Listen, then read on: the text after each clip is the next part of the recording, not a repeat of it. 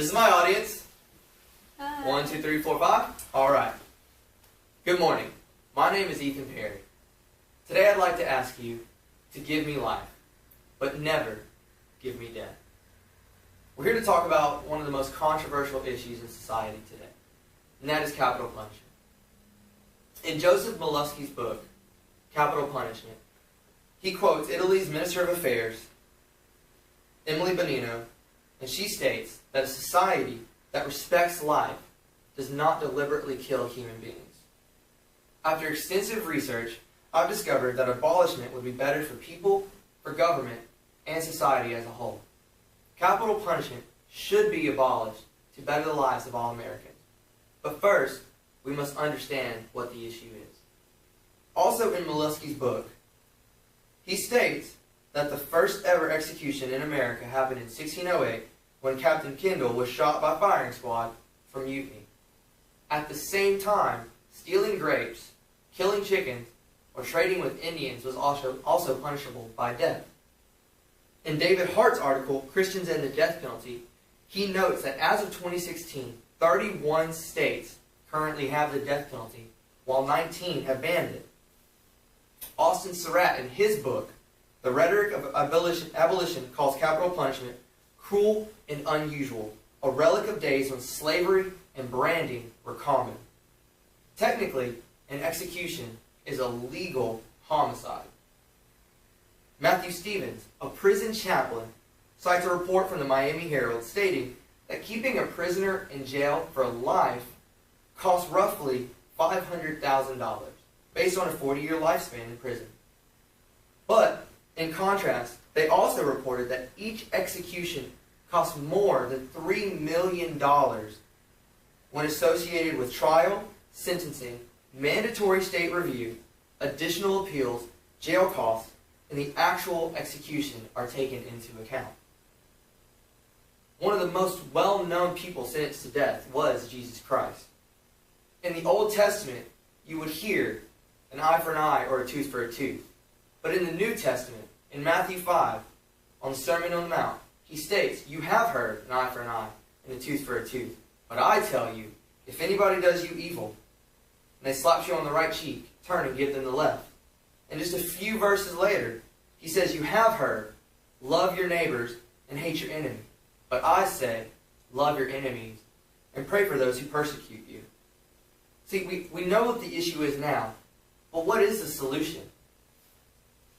Honestly, the solution is us. In order to make a difference, we should petition to abolish capital punishment.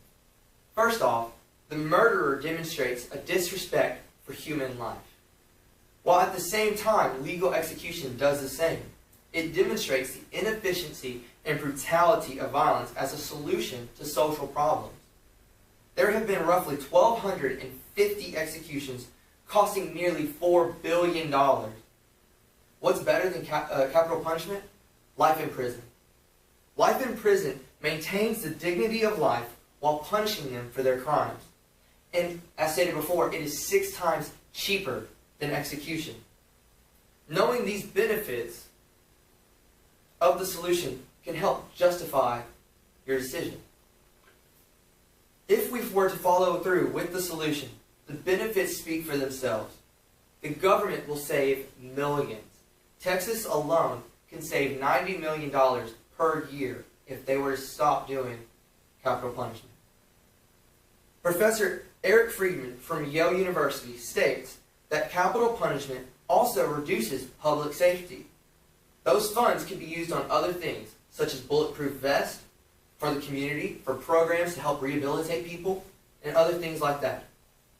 We should eliminate capital punishment because the death penalty lets the criminal off too easy. The guilty party will suffer longer if they are put in jail for life. This will also increase morality in society. I'd like to tell you a story about 2 people. The first is a girl named Haley Owen. Eric Gunn, in his article, Mercy, he tells a tale of people, very unlikely people, that ask for mercy. Haley Owen, in 2010, was 14 years old when she was found shot and put in garbage bag. Come to find out that Craig Wood, the school gym teacher, had abducted her off the street and taken her back to his place. He had murdered her, and he had hid her away in his basement. But the most unlikely person asked for mercy in Craig's place.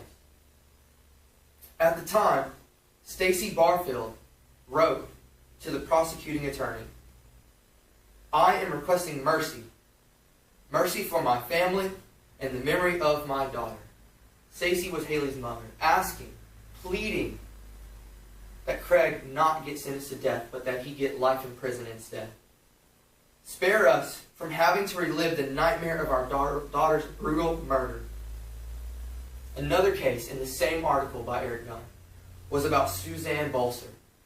Suzanne lived with her father, and in 2010, when she answered the door, a man broke in and stabbed her numerous times, and stabbed her father numerous times, to where her father died, and she nearly died.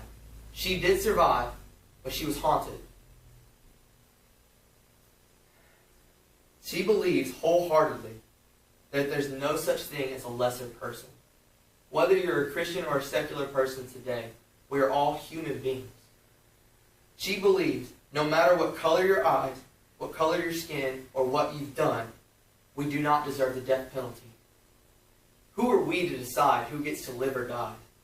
It's not up for us to decide that.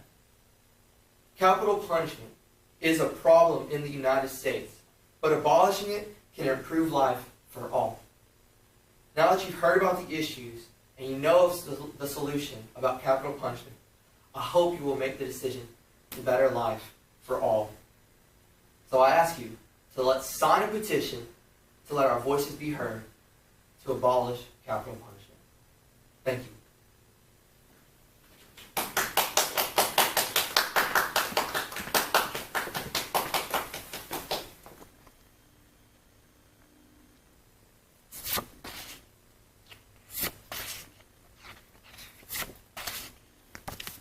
No backs. All right, thank you.